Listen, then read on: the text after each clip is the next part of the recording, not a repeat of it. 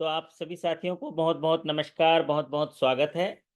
आज के सुबह के सेशन में आशा करता हूं कि मेरी आवाज़ आप तक पहुंच रही होगी। और कोई साथी सुन पा रहे हैं तो मेरी जरा बता देंगे मेरी आवाज़ पहुंच रही है कि नहीं। राधे राधे। सुधीर कंबोज जी मेरी आवाज़ पहुंच रही है? ओके, बहुत बढ़िया। तो थोड़ी आवाज़ में खराश है, लेकिन फिर भी मैं आपसे बात करूंगा। और सदन कुमार शर्मा जी बोल रहे हैं राधे राधे, है ना। राधे राधे राधे बरसाने वाली राधे, राधे राधे राधे बरसाने वाली राधे। कहने का तात्पर्य है, जब भी सुबह उठते हैं तो जो भी इष्ट देवता जिसको भी आप मानते हैं उनका स्मरण करिए, क्योंकि उसी ने इस धरती पर आपको जीवन यापन करने के लिए भेजा है। तो उनके स्मरण से जो शक्तियाँ मिलती हैं। हेलो मदिहा जी, बहुत बहुत स्वागत है। कुछ क्वेश्चंस लेकर आए हूँ जो आपके एग्जामिनेशन के लिए बहुत ही इंपॉर्टेंट होगा।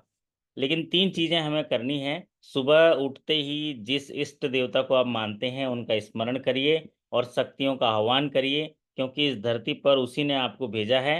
तो कुछ शक्तियाँ उन्होंने दी हैं, उनको आह्वान करना पड़ता है, तभी जाके हमारे शरीर में आती हैं। और दूसरी बड़ी बात है कि जिस कर्तव्य पथ पर आप चल रहे हैं उसके लिए जितनी भी चीज़ें लगती हैं उनको पाने की कोशिश करिए।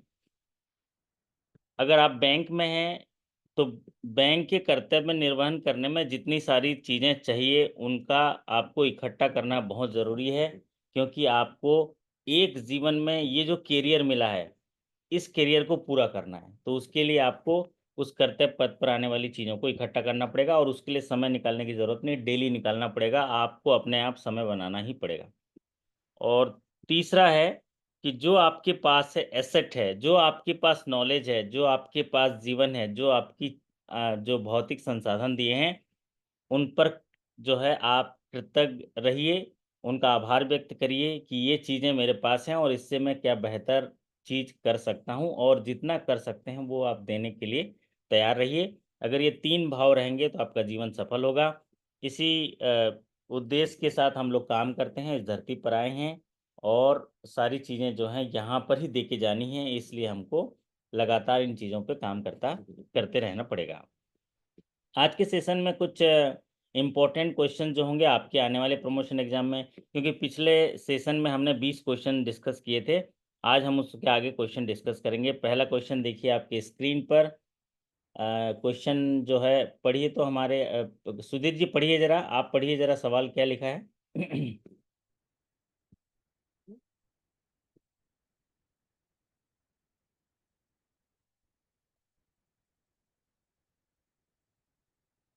अच्छा, हमारे सुधीर जी तक आवाज़ नहीं जा रही है। What is the income criteria of EWS?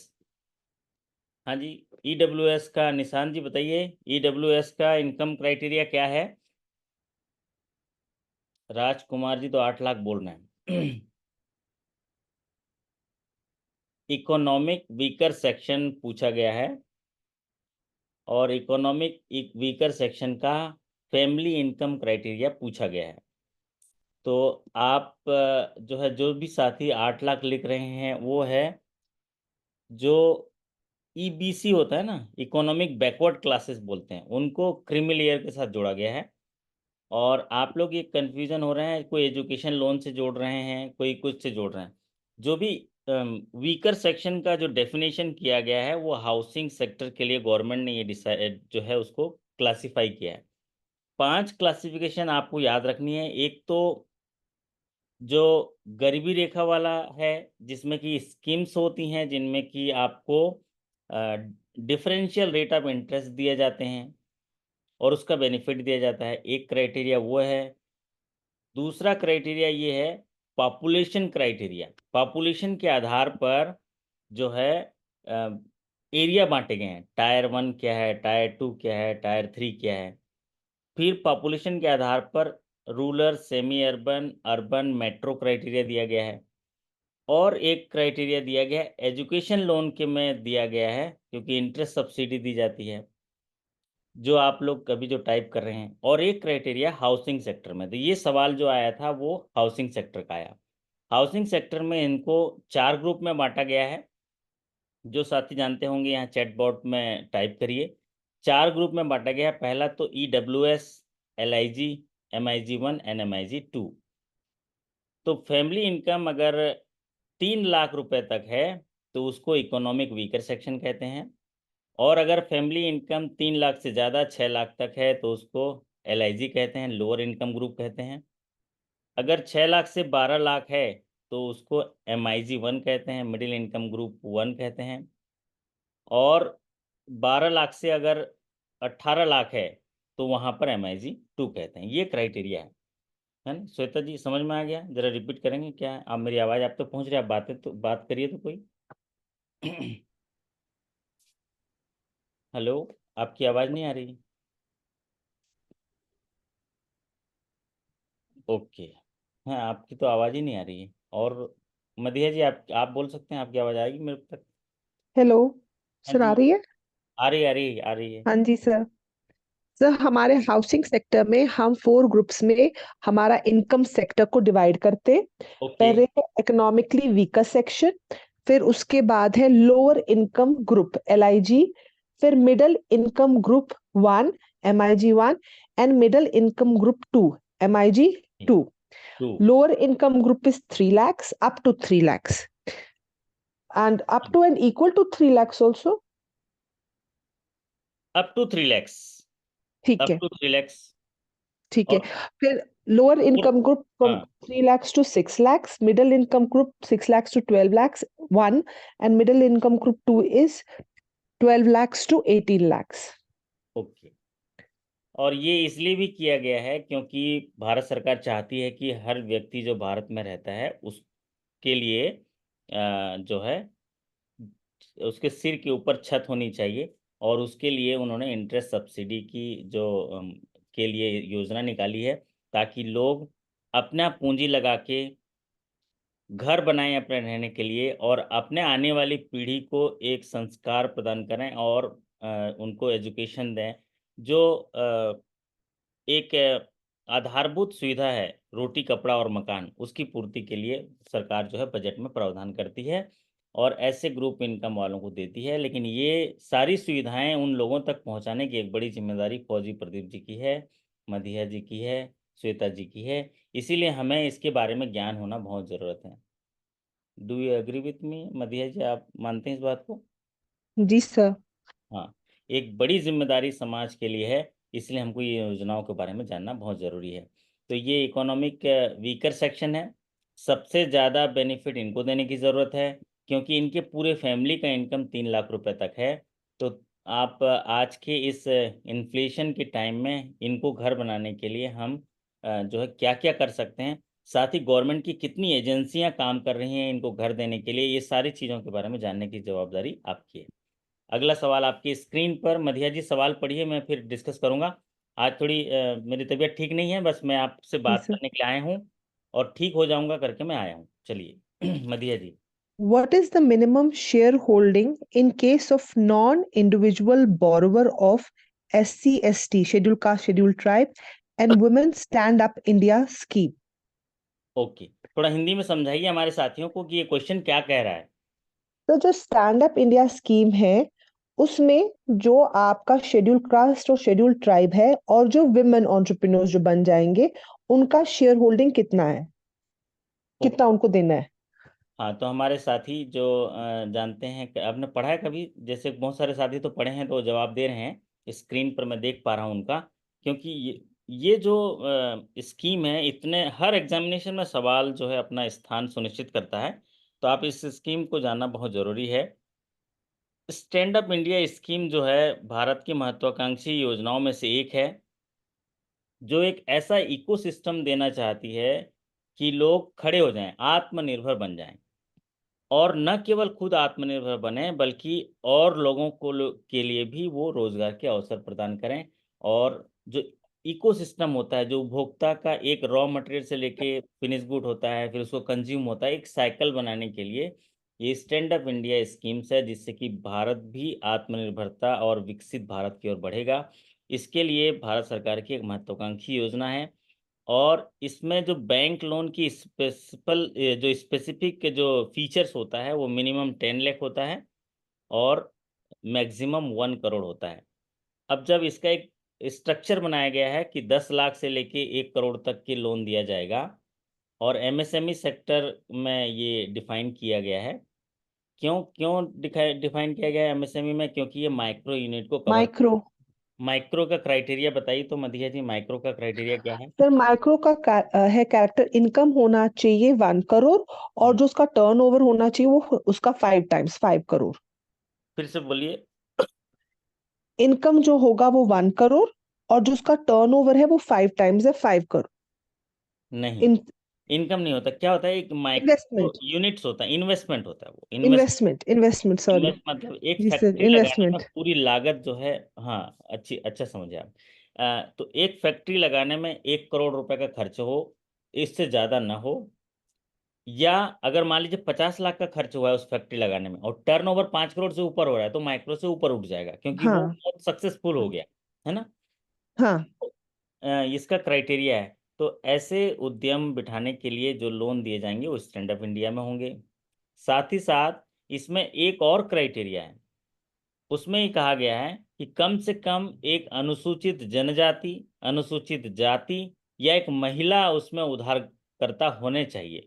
मतलब अगर आप तो सिंगल इंडिविजुअल को दे रहे हैं तो एससी को दे सकते हैं, एसटी को दे सकते हैं, वुमेन बेनिफिशियरी को दे सकते हैं। सर लेकिन स्टैंड अप में। हाँ, स्टैंड अप में आप किसी को दूसरे को नहीं दे सकते। ये पर्टिकुलर स्कीम्स जो है ऐसे लोगों को जो दिया गया है वो है एससी एसटी या वुमेन कैटेगरी के बोरोवर को दिए जाएंगे। अगर नॉन इंडिविजुअल है, नॉन इंडिविजुअल मतलब कोई कंपनी है, वो आती है, तो ऐसे कंडीशन में इन तीनों का जो परसेंटेज होगा, शेयर होल्डिंग पैटर्न होगा, एससी एसटी या तो वुमेन अगर उसमें है, तो उसका 51% होने चाहिए, जो हमारे साथी यहाँ पर स्क्रीन पर लिख रहे हैं। तो सबसे बड़ी बात है, स्टैंड अप इंडिया जो है ग्रीनफील्ड इंडस्ट्री स्थापित करने के लिए होता है। ग्रीनफील्ड का मतलब पहली बार लगा रहे हैं, और ये ग्रीनफील्ड उद्यम स्थापित करने के लिए इसमें जो इसके टारगेटेड हैं वो एससी एसटी और वुमेन बेनिफिशरी हैं। अगर नॉन इंडिविजुअल का है तो नॉन इंडिविजुअल के केस में उनका जो शेयर होल्डिंग पैटर्न है वो 51% होने चाहिए। इसका रीपेमेंट पीरियड 7 साल का होता है, मोरेटोरियम अप टू 18 मंथ्स होता है।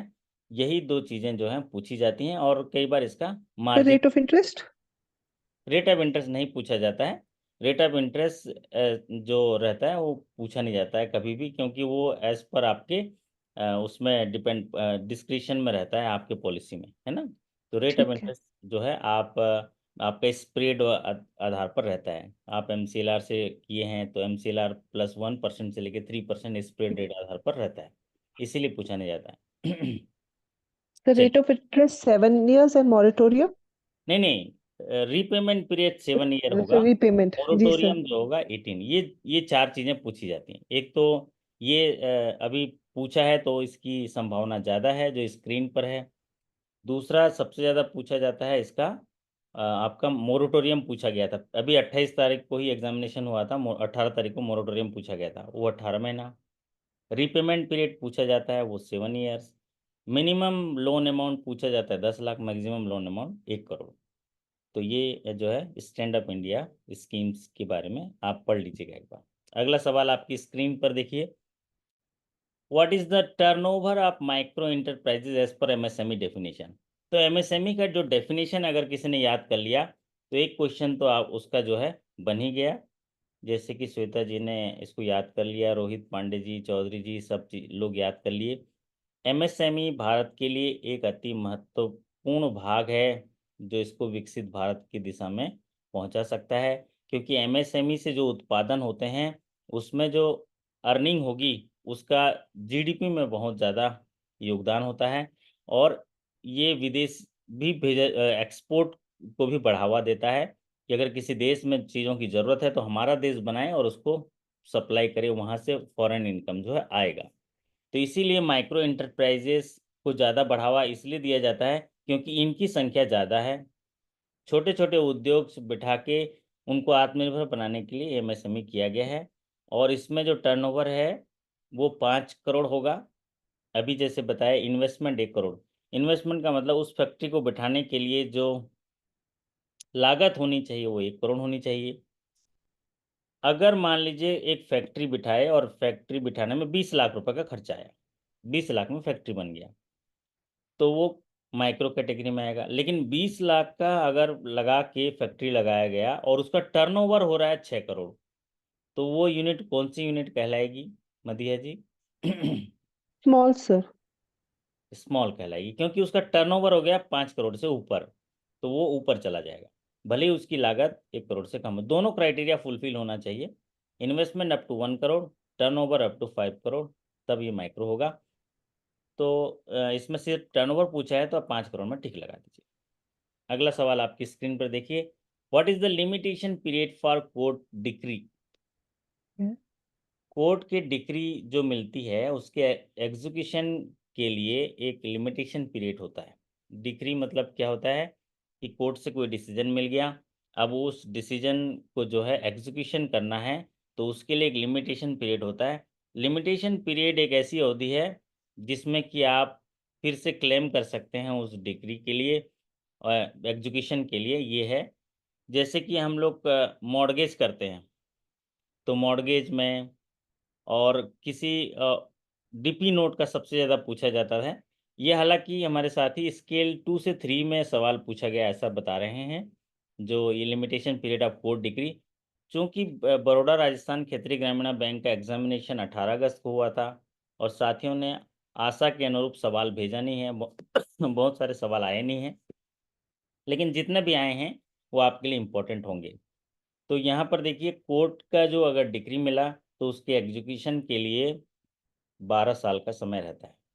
कितना रहता है? 12 साल का। और जब हम इसको कोर्ट के डिग्री में देखते हैं तो ज़्यादातर आप देखेंगे लिमिटेशन पीरियड में पूछा जाता है डीपी नोट का लिमिटेशन पीरियड क्या होता है। तो डीपी नोट का लिमिटेशन पीरियड जो होगा वो कितना होता है, आप लोग टाइप करिए जरा। 3 years, sir.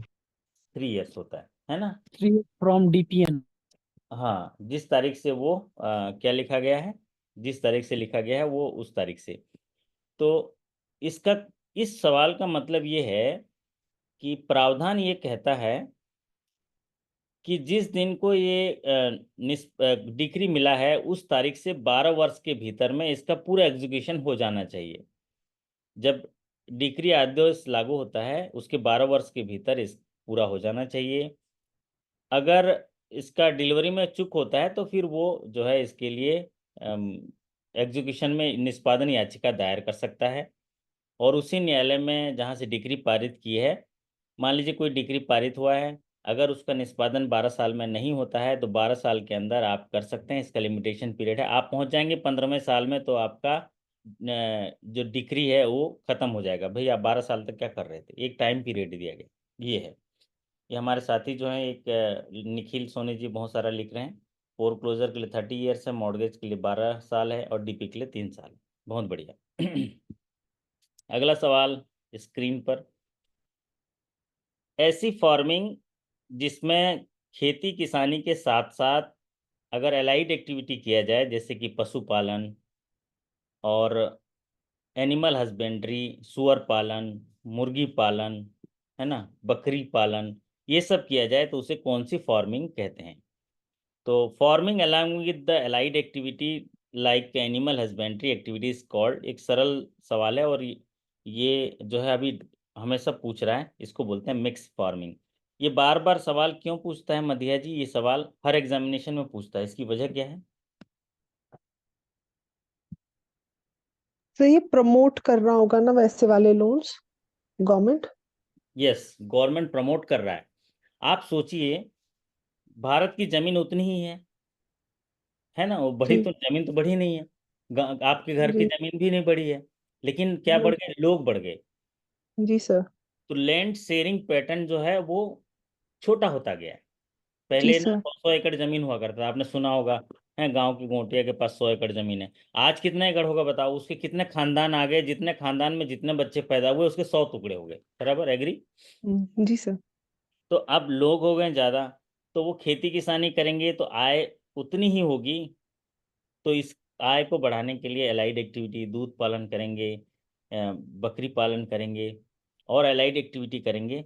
तो इसीलिए आप मैनेजर बन जाओगे या प्रमोट हो जाओगे, तो आप इस सब चीज़ों को आप करोगे। इसके बारे में आपका जानना बहुत ज़रूरी है, इसलिए बार बार ये पूछा जाता है। और तो एक मल्टी लेयर फार्मिंग भी होता है, जिसको क्या फार्मिंग कहते हैं अभी याद नहीं आ रहा उसका टर्न एक बार आया था। उसको कोई साथी अगर देखे होंगे तो मल्टी लेयर फार्मिंग होता है। मल्टी लेयर फार्मिंग क्या होता है कि एक ही ज़मीन होती है, ज़मीन के 3 या 4 लेयर में उसमें इनकम किया जाता है। नीचे कुछ और लगाया जाता है, ऊपर कुछ और लगाया जाता है, उसके ऊपर कुछ और लगाया जाता है। किसी सेशन में मैं जिक्र किया था, वो सवाल आया था, तो अभी उसका नाम याद नहीं आ रहा है, मल्टी लेयर फार्मिंग करके उसको क्या कहते हैं, ये आया था। पॉलीकल्चर होता है सर। नहीं नहीं, पॉलीकल्चर तो पॉली हाउस जो बोल रहे हैं वो ना। पॉलीकल्चर नहीं, पॉलीकल्चर तो पॉली हाउस है, उसमें तो ये रहता है कि आप जो एटमॉस्फियर को एक पॉली हाउस की में वो ठीक कर लोगे, उसको पॉलीकल्चर बोलोगे, है ना। मल्टी लेवल खेती का नाम था उसमें, मल्टी लेयर फार्मिंग ही होगा या कुछ होगा, अभी देख लेंगे, आगे कभी आएगा जिक्र तो हम करेंगे, किसी रिकॉल क्वेश्चन में आया था। तो उसमें क्या होता है मल्टी लेयर फार्मिंग में, मतलब एक जमीन के अंदर उगाया जा सकता है, कुछ फसलें जमीन की बेल पर उगाई जाती हैं, कुछ फसलें जमीन की एक निश्चित दूरी पर, मतलब ऊपर फसल के साथ ही उगाई जाती है। इसको मल्टी लेयर फार्मिंग कहते हैं। और वो जो आप पॉली हाउस बोल रहे हैं वो स्ट्रक्चर फार्मिंग में आता है। पॉली हाउस जो है वो अच्छा हाँ, याद आ गया, याद आ गया, उसको बोलते हैं इंटीग्रेटेड फार्मिंग।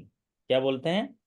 इंटीग्रेटेड फार्मिंग बोलते हैं उसको, है ना, इंटीग्रेटेड फार्मिंग। चलिए अब अगला सवाल आपकी स्क्रीन पर, nomination is defined in which act. तो नॉमिनेशन की व्याख्या जो है कौन से एक्ट में की गई है, और नॉमिनेशन से आप क्या समझते हैं ये जरा बताइए। कोई साथी बता देंगे तो फिर हम लोग डिस्कस करेंगे कि नॉमिनेशन की व्याख्या कौन से एक्ट में की गई है।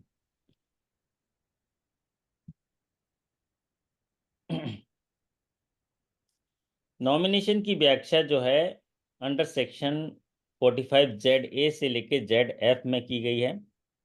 नॉमिनेशन एक ऐसी प्रक्रिया है जिसमें ग्राहक आपको जीते जी ये बता जाता है कि जब तक मैं जिंदा हूँगा इस खाते का लेन देन मैं करूँगा और मेरे आदेशों का पालन आप करोगे।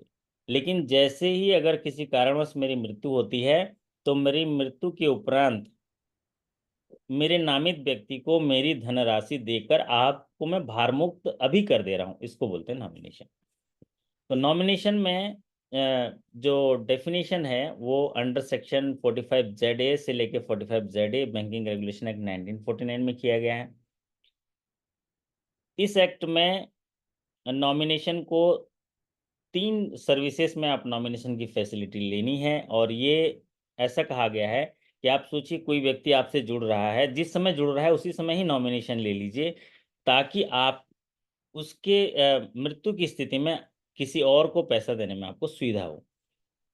आप सोचिए अगर हम किसी का नॉमिनेशन लेते हैं तो प्रक्रिया कितना आसान है। और चूंकि गाइडलाइन भी है कि 15 दिनों के अंदर आपको डिसीज क्लेम सेटलमेंट करना ही है, तो इतना आसान करने के लिए, इतना शीघ्र समय में अगर आप डिसीज क्लेम सेटल करना चाहते हैं तो नॉमिनेशन ले लीजिए। नॉमिनेशन नहीं लेंगे तो आपको एफिडेविट लेनी पड़ेगी, इंडिमिनिटी बॉन्ड लेनी पड़ेगी, श्योरिटी लेनी पड़ेगी और वंशावली लेनी पड़ेगी। ये सभी लीगल हेयर्स के कंसेंट लेने पड़ेंगे, तब जाके जो है आप उनको पैसा दे सकते हैं। और ऐसे केसेस में डिस्प्यूट हो सकते हैं और आपका समय भी ज़्यादा लग सकता है, आप इंगेज रह सकते हैं। तो इसीलिए नॉमिनेशन जरूरी है 3 चीज़ों में, डिपॉजिट में, सेफ कस्टडी में और सेफ डिपॉजिट लॉकर में। तो ये सेक्शन जो है आप देख लीजिएगा। नॉमिनेशन का छोटा सा एक वीडियो भी है जिसमें चीज़ें पूछते हैं। एक ज़्यादातर एक क्वेश्चन नॉमिनेशन में पूछता है कि नॉमिनेशन अगर डिपॉजिट के केस में है और कैंसिलेशन करना है तो उसके लिए कौन सा फॉर्म भरा जाता है? कौन सा फॉर्म भरा जाता है? DA3 नहीं, DA2 कैंसिलेशन के लिए, DA2 DA3 चेंज के लिए, DA2। हाँ, तो DA1 जो है रजिस्ट्रेशन के लिए होता है नॉमिनेशन, DA2 कैंसिलेशन के लिए है और DA3 क्या होता है? मॉडिफिकेशन या वेरिएशन के लिए। ठीक उसी तरह अगर सेफ लॉकर में होगा तो SL1 SL2 SL3, और सेफ कस्टडी में होगा तो SC1 SC2 SC3 ऐसा टाइप का होगा। तो नॉमिनेशन को आप देख लीजिएगा। अगला सवाल आपकी स्क्रीन पर देखिए, लिखा है इन A and B joint account of husband and wife, if garnishee order is issued to A, then whether it will be applied in this account। अगर A और B जॉइंट अकाउंट है हस्बैंड वाइफ का, और गार्नेसी order आ गया आपके counter में A के नाम पर, तो राजकुमार जी जो है ना, क्या करोगे आप बताओ राजकुमार जी? गार्नेसी ऑर्डर क्या होता है बताओ पहले तो। सर जिसे वो क्या नाम है, ये कोर्ट सर आदेश देता है, हम्म और अगर ए और बी का सर ज्वाइंट अकाउंट है, अगर ए और बी पर अगर दोनों पे मतलब ज्वाइंट अकाउंट पे अगर एप्लीकेबल होता है, तो ए का अगर सिंगल अकाउंट होगा तो भी उसके लिए एप्लीकेबल होगा, और बी का अगर सिंगल अकाउंट होगा तो भी एप्लीकेबल होगा। लेकिन अगर किसी ए पर केवल एप्लीकेबल होता है या बी पर केवल एप्लीकेबल होता है, तो ए और बी का सर ज्वाइंट अकाउंट होगा, उस पर एप्लीकेबल नहीं होगा सर। ओके, बहुत बढ़िया, अच्छा समझे हो आप। तो जो लॉ के आधार पर अगर कोर्ट से किसी की देनदारी होती है, उस देनदारी को वसूलने के लिए बैंक को आदेश आता है, उसको जो है ऑर्डर निसी कहते हैं। ऑर्डर निसी बैंक को आदेश देता है कि इस व्यक्ति के भुगतान पे रोक लगा दी जाए, मतलब वो पैसा ना निकालने पाए, क्योंकि इसकी देनदारी यहाँ पर चल रही है किसी के साथ, तो लगा दिए, उसको बोलते हैं ऑर्डर निसी। फिर आता है ऑर्डर एब्सोलूट, जिसको बोलते हैं कि अब पैसा कोर्ट को दे दीजिए। तो एक देनदारी जो है कोर्ट की बन जाती है किसी ग्राहक की, तो ऐसे केसेस में बैंक को गार्नेसी ऑर्डर आता है, इसमें बैंक को गार्नेसी कहा जाता है। और ए और बी अगर जॉइंट अकाउंट है, हस्बैंड वाइफ का है, और ए के लिए आता है ऑर्डर गार्नेसी ऑर्डर, तो नहीं लगेगा जॉइंट अकाउंट में। अगर ए का अकाउंट है in same name same capacity तो लग जाएगा, और अगर सेम नेम सेम कैपेसिटी में नहीं है तो नहीं लगेगा, तो यहाँ पर गार्नेसी ऑर्डर नहीं लगेगा। लेकिन अगर यही ऑर्डर अटैचमेंट ऑर्डर आता तो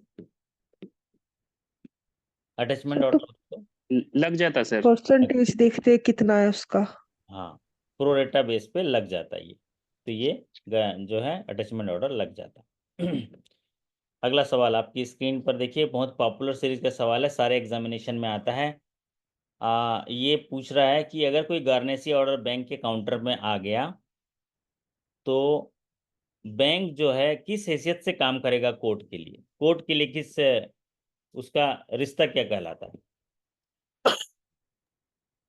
कोई भी गार्नेसी ऑर्डर बैंक के काउंटर में आ गया तो रिश्ता जो है बदल जाएगा।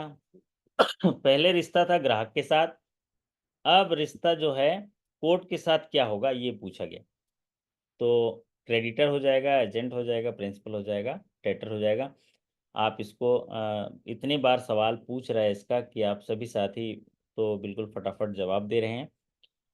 बैंक और कस्टमर के बीच में जितने रिश्ते हैं, सब रिश्तों को जानना बहुत जरूरी है। क्यों जानना जरूरी है मधिया जी बताइए, रिश्तों को जानना क्यों जरूरी है? तो उसी तरीके से विल अंडरस्टैंड कि हमें क्या स्टेप क्योंकि वो लेना है। रिश्ता निभाना है ना, वही रिश्ता निभाना है, और मतलब ऐसे रिश्तों को बढ़ावा देना है हमको, और रिश्ते ऐसे बने। इसीलिए हमारे ट्रांसपेरेंसी हो, फेयर डीलिंग हो, राइट टू सुटेबिलिटी हो, और राइट टू प्राइवेसी हो, साथ ही साथ राइट टू रिड्रेसल भी हो। इसीलिए हम रिश्ता जानना बहुत ज़रूरी है, क्योंकि जैसा कस्टमर है, जैसा सेवा देते हैं, वैसा संबंध बनता है। तो यहाँ पर जो है बैंक डेटर होता है, कस्टमर क्रेडिटर होता है डिपॉजिट के केस में। और जहाँ डिपॉजिट है वहाँ गार्नेसी ऑर्डर आता है। जैसे ही गार्नेसी ऑर्डर आया, बैंक तो डेटर हो जाएगा, लेकिन अब कस्टमर का डेटर नहीं होगा, अब वो डेटर हो जाएगा कोर्ट का।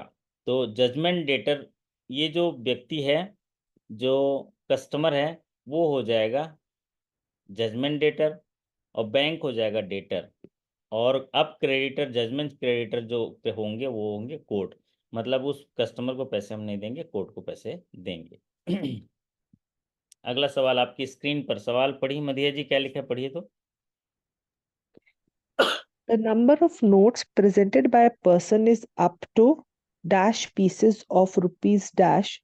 Non-chest branches should normally educate the notes as per the procedure of NRR 2009. अच्छा, ये 50 रुपए का नोट आपके पास आएगा, ये 50 रुपए का नोट जो स्क्रीन पर है दिख पा रहा है? खैर आप तो कैश में डील नहीं करते होंगे, फिर मैं पूछ रहा हूँ, ये 50 रुपए का नोट आपके पास है, इसको किस कैटेगरी में रखेंगे, किस कैटेगरी में रखेंगे? Mutilated. और ये 10 रुपए का? Mutilated है ना सर, ये कट गया है नीचे से। तो अगर किसी, सारे तो म्यूटिलेटेड ही है। सारे म्यूटिलेटेड हैं, म्यूटिलेटेड नोट हैं, तो नोट की जो कैटेगरी होती है, वो कैटेगरी जो होती है क्या होती है बताइए? एक होती है soiled note. Soiled. Soiled note में ये होता है कि एक ऐसा नोट जिसका कोई भी पार्ट मिसिंग नहीं है, कोई भी पार्ट मिसिंग नहीं है, पार्ट पूरे पूरे होने चाहिए, उसको सॉइल्ड नोट कहते हैं। ठीक है, तो यहाँ पर बट जो स्क्रीन पर दिख रहा है वो तो सॉइल्ड नोट कोई भी नहीं है ना, क्योंकि यहाँ पर पार्ट मिसिंग है। अगर कोई नोट जो है 2 पीस में बटा है लेकिन पार्ट मिसिंग नहीं है, पूरा एक भी पार्ट मिसिंग नहीं है, 1% भी पार्ट मिसिंग नहीं है, तो उसको बोलते हैं सॉइल्ड नोट। तो एक ऐसा नोट जो चलन में गंदा हो गया है, चलन में मुड़ गया है, खराब हो गया है, लेकिन उसका कोई भी पार्ट मिसिंग नहीं है, अगर वो 2 पीस भी हो गया है, 2 से ज़्यादा पीस नहीं, 2 पीस हो गया है लेकिन कोई भी पार्ट मिसिंग नहीं है, तो उसे सॉइल्ड नोट कहते हैं। दूसरा नोट होता है म्यूटिलेटेड नोट। म्यूटिलेटेड नोट मतलब कोई ऐसा नोट जिसका एक पोर्शन मिसिंग है, जैसे कि आपको अभी स्क्रीन पर दिख रहे हैं ना मतिया जी, इसमें कोई सब 50 रुपए में नीचे मिसिंग है, 10 रुपए में भी यहाँ मिसिंग है, ये 10 के नीचे देखो काला काला 100 रुपये मिसिंग है। तो जहाँ मिसिंग है वहाँ पर उसको म्यूटिलेटेड नोट कहते हैं, या 2 से अधिक टुकड़ों में कटा हो तो उसको म्यूटिलेटेड नोट कहते हैं। एक होता है मिसमैच नोट। मिसमैच नोट मतलब 2 अलग अलग नोटों को मिलाकर जोड़ दिया गया तो उसको मिसमैच नोट कहते हैं। एक होता है स्टार सीरीज नोट। अगर कोई नोट प्रिंटिंग की गलती की वजह से गलत छप गया है तो उसके जगह दूसरे नोट सीरीज छपने होते हैं, उसको स्टार सीरीज नोट कहते हैं। एक होता है इम्परफेक्ट नोट। इम्परफेक्ट नोट ऐसे होते हैं, एक नोट बुरी तरीके से जला हुआ है और बैडली जो है पूरा बहुत ही ज़्यादा तरीके से खराब है, तो उस नोट को जो है इम्परफेक्ट नोट कहते हैं, जिसे मतलब ठीक तरीके से हैंडल भी नहीं, उसके इतने टुकड़े हो गए हैं कि उसको हैंडल भी नहीं किया जा सकता है, रखा नहीं जा सकता है, इसको बोलते हैं इम्परफेक्ट नोट। तो यहाँ पर हमारे साथी बता रहे हैं 20, चौधरी जी बता रहे हैं 20 नोट और 5,000, है ना? तो निखिल जी बोल रहे हैं 5 पीस और 20,000। अरे वाह निखिल जी, इतना ज़्यादा, कुछ ज़्यादा नहीं हो गया? रोहित जी, मधिया जी, आप कितना नोट बदलेंगे काउंटर पे आएंगे तो नॉन चेस्ट ब्रांच में? हाँ आप सही कर रहे हैं। तो यहाँ पर क्या होता है, ज़्यादातर सॉइल नोट का पूछता है, लेकिन ये 2 to 3 का सवाल है, कुछ सवाल मिक्सअप है क्योंकि बहुत कम सवाल आए थे। तो यहाँ पर म्यूटिलेटेड नोट के केस में नॉन चेस्ट ब्रांच में एक दिन में एक कस्टमर से 5 नोट ही बदला जा सकता है काउंटर से, या उसकी वैल्यू 5,000, उससे ज़्यादा नहीं म्यूटिलेटेड में। अगर सॉइल नोट आता है तो नंबर ऑफ नोट 20 हो सकते हैं, अमाउंट 5,000 हो सकता है। ठीक है, नंबर ऑफ नोट कितना हो सकता है? 20 हो सकते हैं, अमाउंट 5,000 होगा। ये हम एक्सचेंज करेंगे एक दिन में काउंटर पे एक व्यक्ति से, अगले दिन फिर आएगा फिर करेंगे। अगर ऐसी सेवाएं नहीं देंगे तो क्या पेनल्टी लेती है आरबीआई? मदिया जी? 10,000 रुपए। 10,000, 10,000 रुपये। 10,000 rupees for क्यों? क्योंकि आपने नियम का उल्लंघन किया। जहां नियम का उल्लंघन किया है वहां 10,000, जहां सेवा में कमी पाई गई तो वहां पर 5,000 रुपये। 5,000। जैसे सीसीटीवी फुटेज, सीसीटीवी काम नहीं कर रहा है तो 5,000 रुपये, है ना? और अगर नियम में उल्लंघन हो गया, आप काउंटर पे आया और आपने जो है ना उसको मना कर दिया कि नहीं हम नहीं करेंगे जाओ, तो फिर वो 10,000। सर ये नॉन चेस्ट ब्रांचेस में सिर्फ है? Non chest branch, chest branch में क्या होता है, वहाँ करेंसी चेस्ट है, और चेस्ट किसकी ब्रांच है? आरबीआई, मतलब कस्टमर आरबीआई के पास ही गया है, तो उसके लिए कोई जी। लिमिटेशन नहीं है ना? चेस्ट ब्रांच से लिंक, ओके। अगर चेस्ट ब्रांच में गया है तो चेस्ट के साथ एक ब्रांच लिंक होता है। क्योंकि ये जो चेस्ट होते हैं वो आरबीआई की शाखाएं होती हैं, आपकी बैंक की शाखाएं नहीं होती हैं। आप सिर्फ एजेंट के रूप पे काम करते हैं, आपको कमीशन देता है। तो ऐसे केसेस में चेस्ट में कोई लिमिटेशन नहीं है, चेस्ट में जाएगा तो वो देगा। नॉर्मली क्या होता है, अगर ये 5 नोट लेके आपके काउंटर में आया 5,000, तो आप इमिडिएटली वहीं पर चेंज कर देंगे। लेकिन अगर 5 से ज़्यादा लाता है तो भी मना नहीं कर सकते। आप बोलिएगा कि सर इसको मैं रख लेता हूँ, इसको हम चेस्ट भेजेंगे, वहाँ से चेंज होके आएगा, तब हम आपके खाते में ओके क्रेडिट देंगे। उसकी लिमिटेशन पीरियड क्या है बताइए, कितने दिन में क्रेडिट देनी है पॉलिसी के हिसाब से? कोई साथी उस चीज पढ़े होंगे ना, अभी कितना बढ़िया बढ़िया वीडियो बना के रखे हैं आप लोगों के लिए। आप 1 month। हाँ देखो, ये रोहित जी हैं, करेंसी चेस्ट में काम करते हैं, तो बता दिए 30 डेज। 30 डेज के अंदर आप क्या करेंगे, अगर मान लीजिए कोई कस्टमर आया तो उसका पैसा रख लेंगे, 30 डेज के अंदर उसको जो है क्रेडिट दे देंगे। हालांकि 10 से 15 दिनों में आ जाता है पैसे, लेकिन 30 डेज का मैक्सिमम टाइम पीरियड है। बहुत बढ़िया। चलिए अगला सवाल आते हैं। हेम जोशी जी बोल रहे हैं, एक बार और बता दीजिए। क्या बताऊं जोशी जी, बताइए तो। सॉइल नोट काउंटर पे आता है नॉन चेस्ट ब्रांच में, तो 20 पीस तक बदल सकते हैं, amount 5,000। Mutilated note 5 piece, amount 5,000। इससे ज़्यादा नहीं बदलेंगे एक दिन में। वैसे तो आप लोग बदलते ही कम होंगे, लेकिन एग्जामिनेशन के पॉइंट ऑफ व्यू से तो आप लोग जो है इसको जान लीजिए कि एग्जामिनेशन में आएगा तो हम इतना बदलते हैं सर बोलेंगे। और लेकिन ज़्यादातर प्रॉब्लम कहाँ आती है मदिहा जी, जब आरबीआई से कोई ऑफिसर आते हैं ना, तो वो काउंटर पे जाते हैं। जैसे हमारे अभी राज जी हैं यहाँ पर, है ना, वो बोलेंगे कि सर ये नोट बदलने हैं, तो उन्हीं को मना कर देते हैं। तो फिर वो 10,000 की पेनल्टी आ जाती है। पेनल्टी तो सीधे सीधे डेबिट हो जाती है, और एडवाइस आ जाता है उनका, डेबिट एडवाइस आ जाता है कि इस शाखा के विजिट के दौरान 10,000 रुपये की पेनल्टी दे रहे हैं, और रीजन देगा कि आपके कैशियर ने मना कर दिया। तो ये पेनल्टी स्टाफ को होती है या ब्रांच को होती है? जो भी पेनल्टी है, जब भी कोई बैंक को लॉस होता है तो वहां पर स्टाफ अकाउंटेबिलिटी होती है। स्टाफ अकाउंटेबिलिटी में जो इररिंग स्टाफ होता है उससे पेनल्टी वसूली जाती है। बैंक के पास पेनल्टी पेमेंट करने के कोई प्रावधान नहीं है। Penalty should be recovered from the erring official. Okay अगर मान लीजिए कोई ऑफिसर की गलती ही नहीं है उसमें, मान लीजिए, है ना, तब फिर जी वो सर। इंश्योरेंस क्लेम करेंगे या और दूसरे चीज़ों करेंगे, लेकिन उसको पेमेंट जो है बैंक को देना पड़ेगा। लेकिन यहाँ पर तो पूरा पूरा स्टाफ की गलती है ना, उसके शेयर की, उसने मना कर दिया, इसलिए उससे वसूलेंगे, है ना। अगला जी सवाल सर। आप ये स्क्रीन पर देखिए। What is the current CRR rate? तो करेंट सीआरआर जो है आपका 4.50 है। जरा बताइए सीआरआर क्या है, और क्या इसका वो है। मधिया जी बताइए। जी sir. So cash reserve ratio, जो कैश हम आरबीआई के साथ रखते हैं।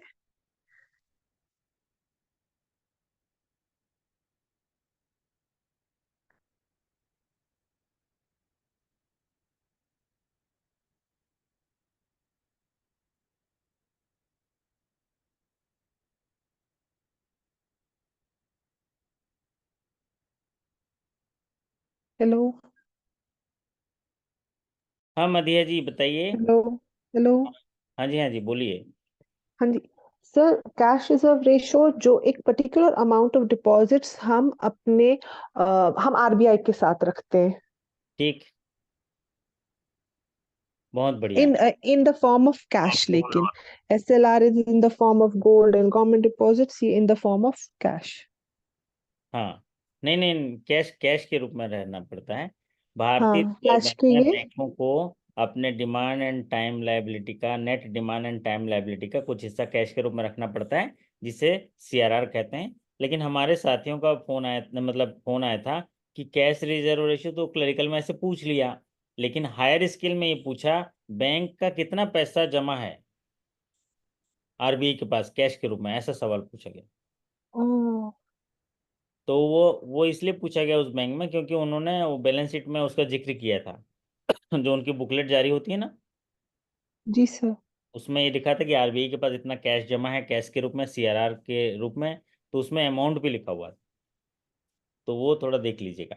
और क्लरिकल में तो सीधा पूछ लेगा कि सीआरआर क्या है। कैश रिजर्व रेशियो 4.50%, बैंक की नेट डिमांड टाइम लायबिलिटी का आरबीआई के पास रखना होगा। आरबीआई इसमें कितना ब्याज देती है मधिया जी? 4.5%। नहीं यार, जब 0%. Bank zero zero. Rate of interest, हाँ 0% सर। हाँ, बैंक को ये मैंडेटरी जो है रिजर्व रेशियो रखना पड़ता है, इसमें कोई रेट ऑफ इंटरेस्ट नहीं मिलता है, जैसे हमारे साथी देख रहे हैं। तो ये कुछ बेसिक प्रिंसिपल्स होते हैं। आप क्या करिएगा, मेरे सेशंस का इंतजार न करते हुए ये सारी बैंकिंग के जो आधारभूत प्रिंसिपल्स हैं ना, वो पुराने पुराने फोल्डर में रखे हुए हैं, उनको थोड़ा प्लीज़ एडवाइस है कि आप लोग देख लीजिएगा। तो क्या होगा, आपका फाइन ट्यूनिंग हो जाएगा, एक फाइन ट्यूनिंग हो जाएगी मेरे सेशंस में। हालांकि मैं कोशिश तो करता हूँ कि जब भी सेशन में आपसे सवालों पे चर्चा करूँ तो चीज़ों को बताता हूँ, बट जब बार बार हम किसी चीज़ को सुनते हैं ना, तो फिर हम खुद ही फाइन ट्यूनिंग हो जाते हैं, हमें बहुत सारी चीज़ें पता चल जाती हैं।